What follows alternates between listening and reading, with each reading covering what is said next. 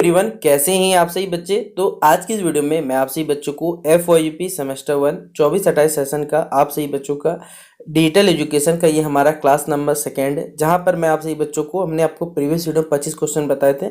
इस क्वेश्चन में और 25 क्वेश्चन बताऊंगा जो कि आपके पेपर में आपको देखने को मिलेंगे। तो चलिए वीडियो को हम शुरू करते हैं। इससे पहले अगर आपने हमारा जो क्लास नंबर 1 अगर नहीं देखा तो जल्द से जल्द जाकर उस वीडियो को देख लीजिए। और बाकी जो भी टॉपिक्स आपको पढ़ने रहेंगे, चाहे वो अंडरस्टैंड इंडिया हो, मैथमेटिकल कॉम्पिटिशनल हो, इन्वायरमेंटल स्टडीज़ हो, मेजर पेपर माइनर पेपर जो भी है, सभी का प्लेलिस्ट पे देखिए कंटेंट बना हुआ है। आप जाके फ्री ऑफ कॉस्ट उसे एक्सेस कर सकते हैं। कोई भाई चार्जेस हमने नहीं रखा अपने चैनल पे, क्योंकि हम लोग आप सही बच्चों को फ्री में जितना हो सकता है हमसे जब तक होगा तब तक हम आप सही बच्चों को फ्री ऑफ कॉस्ट पढ़ाएंगे। इसी के तहत आप सही बच्चों सारे के सारे कॉन्टेंट हम अपलोडेड है, जाके देखिए, अच्छे एग्जाम की तैयारी करिए। एग्जाम कैसा जाए उसके बाद आप लोग बता सकते हैं। तो चलिए वीडियो को शुरू करते हैं। टेलीग्राम का लिंक मिल जाएगा डिस्क्रिप्शन बॉक्स में, ज्वाइन हो जाइएगा, अपडेट आएगा वहाँ मिल जाएगा। पूछने के लिए फेसबुक इंस्टाग्राम वहाँ पर पूछ सकते हैं। ठीक है, देखिए क्या पहला सवाल बोला गया है कि which of the following package allows individual to use personal computers for storing and retrieving their personal information. देखिए इनमें से कौन सा बेसिकली पैकेज है। पैकेज मतलब हमारे पास कलेक्शन बेसिकली होता है। ठीक है, समझिए एक प्रकार से पैकेज में थैला समझ लो कि किसी भी इंडिविजुअल मतलब कोई भी आदमी को क्या करता है, मान लीजिए उसके पर्सनल कंप्यूटर में आप अपने डेटा को स्टोर करते हो, या रिट्रीव मतलब होता है मान लीजिए कि गलती डिलीट हो गया, ठीक है, या फिर पर्सनल इन्फॉर्मेशन कहीं आपको चाहिए, कहाँ से आप खोज पाओगे। इस प्रकार का आपको डेटा कौन दे सकता है ये बताना है। मतलब किसके पास ऐसा घर में कौन सा थैला आपका कंप्यूटर में जो ये सारा का सारा इन्फॉर्मेशन रखता है। तो ऑप्शन नंबर ए दिया हुआ है personal assistance package, option number B दिया हुआ graphics package, option number C दिया हुआ spreadsheet package, option number D दिया हुआ एनिमेटेड पैकेज। तो इनमें से कौन सा ऑप्शन है जो कि हमारे बारे में सारा पर्सनल जो इन्फॉर्मेशन है वो स्टोर करता है, रिट्रीव करने का काम करता है। तो हो जाएगा personal assistant package. Option number A इसका राइट आंसर होगा। अगला सवाल है which of the following is the technique that marked the beginning of the computer communication. इनमें से कौन सा टेक्निक है जो बेसिकली कंप्यूटर कम्युनिकेशन। देखिए बेसिकली हम लोग जानते हैं क्या कम्युनिकेशन मतलब क्या होता है, अपने आइडियाज़ को, अपने थॉट्स को शेयर करना। ठीक है, तो उसी प्रकार हमारे पास इनमें से कौन सा भी टेक्निक है जिसके थ्रू कंप्यूटर क्या करते हैं, कम्युनिकेट करते हैं, या फिर उसको स्टार्टिंग बताना है। यूजर इन्वायरमेंट के द्वारा, बैच इन्वायरमेंट के द्वारा, टाइम शेयरिंग के द्वारा, या मैसेज पासिंग के द्वारा। तो राइट आंसर क्या हो जाएगा देखिएगा, टाइम शेयरिंग। ऑप्शन नंबर क्या होगा, सी नंबर इसका राइट आंसर हो जाएगा।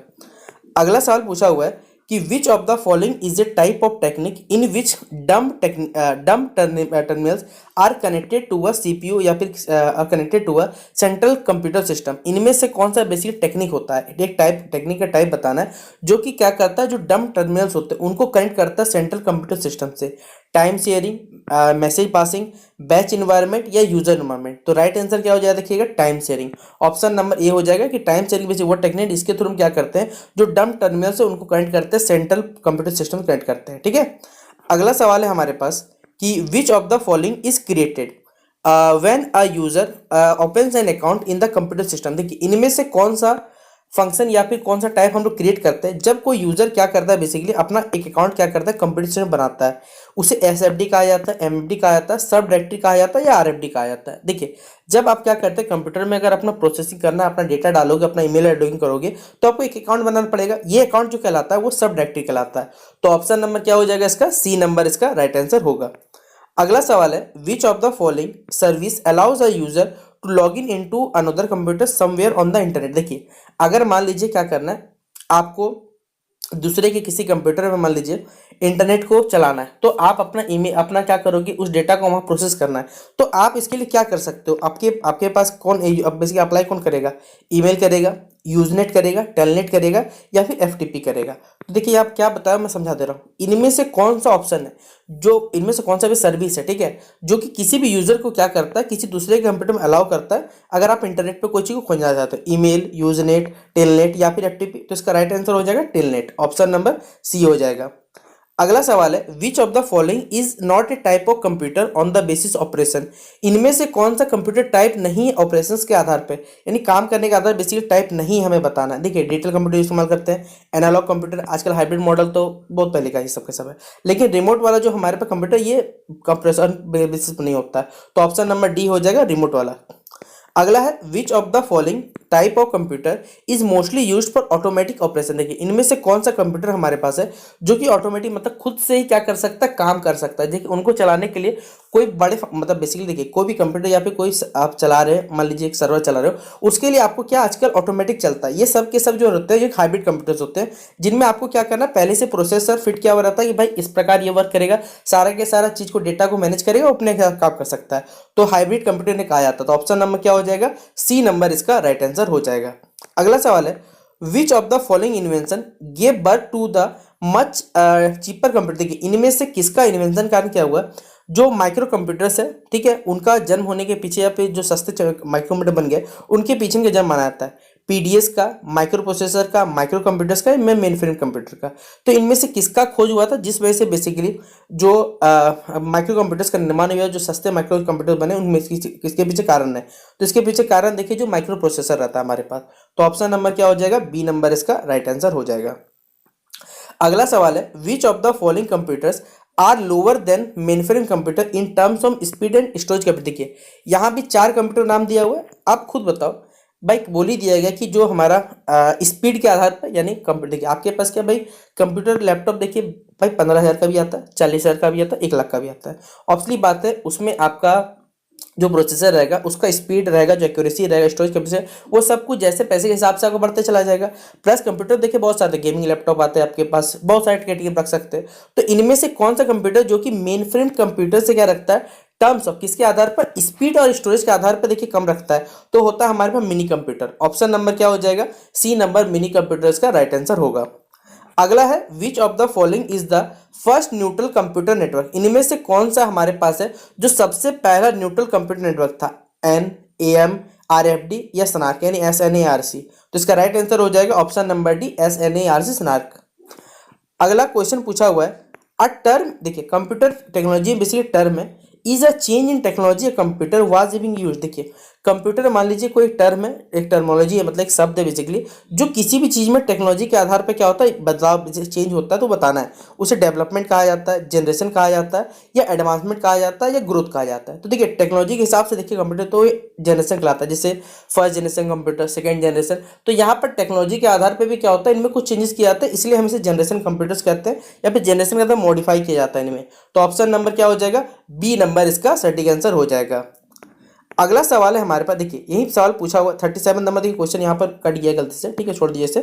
बोला गया है the fourth generation computer was based on integrated circuit. देखिए ये जो फोर्थ जनरेशन कंप्यूटर था, क्या ये हमारे पास इंटीग्रेटेड सर्किट्स के आधार पर बना हुआ था या इस आधारित था। तो इसका जवाब है देखिए नहीं, इसलिए फॉल्स हो जाएगा इसका राइट आंसर। क्वेश्चन नंबर 13 में पूछा हुआ है द जनरेशन बेस्ड ऑन। देखिए इनमें से कौन सा कंप्यूटर जनरेशन है जो कि VLSI माइक्रो प्रोसेसर के बेस्ड था, मतलब जो VLSI जो हमारे पास माइक्रो प्रोसेसर है उसके आधार पे ये बना होता है। First generation computer, second generation, third या फोर्थ। तो जो हमारा फोर्थ जनरेशन कंप्यूटर था जो कि किसके आधारित था, VLSI माइक्रो प्रोसेसर सिस्टम के आधार पर बना हुआ था। तो ऑप्शन नंबर क्या हो जाएगा, डी नंबर इसका राइट आंसर होगा। अगला बोला गया कि dash generation computer started with using vacuum tubes as the basic. देखिए जब सबसे पहले आपको मालूम है कि कंप्यूटर के जैसे फादर माना जाता है, जनक माना जाता है, ठीक है, चार्ल्स बेबेज को बनाया था। उस टाइम जो कंप्यूटर स्टार्ट हुआ था वो फर्स्ट जनरेशन कंप्यूटर था हमारे पास, जो कि वैक्यूम ट्यूब्स के साथ साथ उसका बेसिक कंप्यूटर, बेसिक उसका कंपोनेंट था जिसके आधार पर उसको स्टार्ट किया जाता था। तो ये फर्स्ट जनरेशन कंप्यूटर था। ऑप्शन नंबर क्या हो जाएगा, ए नंबर इसका फर्स्ट जनरेशन इसका राइट आंसर हो जाएगा।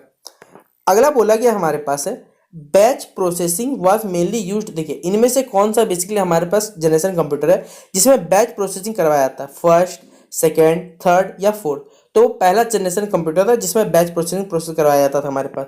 तो ऑप्शन नंबर क्या हो जाएगा, ए नंबर इसका राइट आंसर होगा। अगला सवाल है हमारे पास पूछा हुआ है कि dash is an emerging branch in computer science. देखिए ये उभरता, इमर्जिंग मतलब क्या होता है, देखिए यहाँ इमर्जिंग लिखा हुआ है, मतलब होता है उभरा हुआ या उभर रहा है बेसिकली हमारे पास। कंप्यूटर साइंस का इनमें से कौन सा ब्रांच जो उभर रहा है, which interpret means and method of making computer thing like human. देखिए जो बेसिकली क्या कर रहा है, इस प्रकार कंप्यूटर बनाने की कोशिश कर रहा है जो आदमी की तरह आप सोच सकते हो, सोच के करे, आदमी तब इसे काम कर सके, उस प्रकार कंप्यूटर बनाया जा रहा है। आपको मालूम है जैसे वर्तमान में क्या चल रहा है, AI टेक्नोलॉजी। AI क्या है, आदमी की तरह वो सोच सकता है, आदमी की तरह क्या कर सकता है, वो वर्क कर सकता है। लेकिन हर चीज़ के देखिए क्या पॉजिटिव इंपैक्ट होते हैं, नेगेटिव इंपैक्ट होते हैं। ऑब्वियसली बात है, एआई अगर आ जाएगा तो जहाँ पर कोई भी मान लीजिए कंपनी चल रहा है या कोई भी कंपनी रन कर रहा है, जिससे पहले क्या था, रोबोट सेक्टर से बहुत ज़्यादा लोगों को क्या था, डर था कि रोबोट्स अगर आ जाएंगे तो आदमियों का काम क्या दिक्कत हो जाएगा। ये उन देशों पर था जहाँ पर भाई जनसंख्या कम है, तो चलिए हो सकता है जापान कोरिया इन देशों पर चल सकता है, क्योंकि वहाँ जनसंख्या बहुत कम है और टूरिस्ट वाले जाते हैं तो उतने लोग वहाँ पर मिल नहीं पाते, इस वजह से रोबोट से उनसे काम करवा लिया जाता है। लेकिन अगर हम जैसे जनसंख्या आधार पर बात करें, भारत हो गए, चीन हो गए, इन देशों में खुद सोचो भाई, इतना ज़्यादा जनसंख्या का आधार पर बहुत बड़ा देश है ये दो देश हमारे, ठीक है। यहाँ पर अगर एआई आ जाएगा तो क्या एआई के आधार पर आप सोच सकते हो कितना लोगों का जॉब चला जाएगा।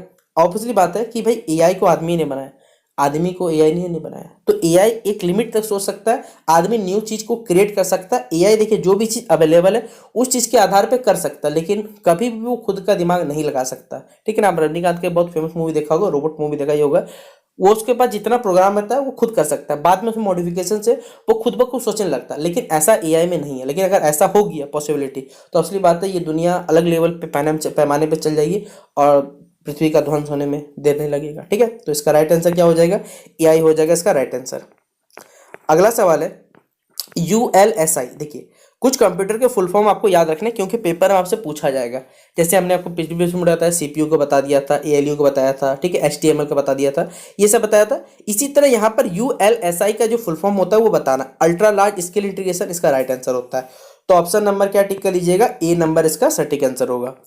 अगला सवाल है in this generation time sharing real time networks distributed operating system was used. देखिए इनमें से कौन सा जनरेशन कंप्यूटर बेसिकली जिसमें time sharing, real time network, distributed operating system का इस्तेमाल किया था, फर्स्ट जनरेशन, सेकेंड, फिफ्थ या फोर्थ। तो फोर्थ जनरेशन कंप्यूटर जो था उसमें basically time sharing, real time network, distributed operating, इन चीज़ों का इस्तेमाल किया जाता था।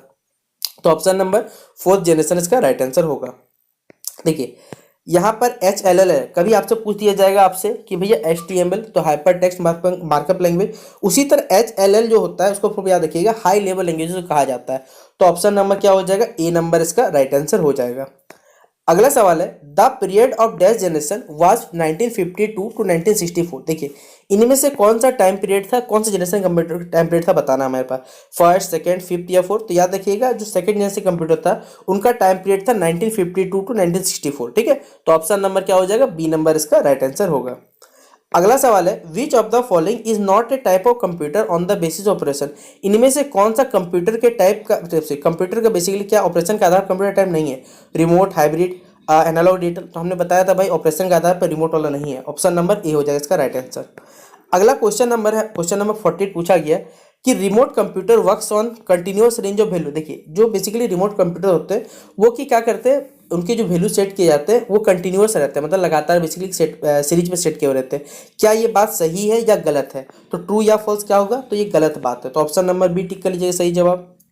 अगला सवाल है हमारे पास a computer that operates on digital data. क्या कंप्यूटर जो बेसिकली हमारे पास एक ऐसा कंप्यूटर जो कि डिजिटल डेटा पे क्या करता है, काम करता है, ठीक है, उसे रिमोट कहा जाता है, हाइब्रिड, या option number C analog, option number D है डिजिटल। देखिए जो हमारे पास कंप्यूटर जो कि डिजिटल डेटा, देखिए कंप्यूटर बेसिकली क्या करता है, दो बाइनरी नंबर पर काम करता है, जीरो वन पर काम करता है। लेकिन कुछ ऐसे कंप्यूटर बेसिकली जो कि डिजिटल डेटा पे क्या करता है, काउंट करता है, तो इसे हम लोग कहते हैं डिजिटल कंप्यूटर्स कहते हैं। तो ऑप्शन नंबर क्या हो जाएगा, डिजिटल इसका राइट आंसर हो जाएगा।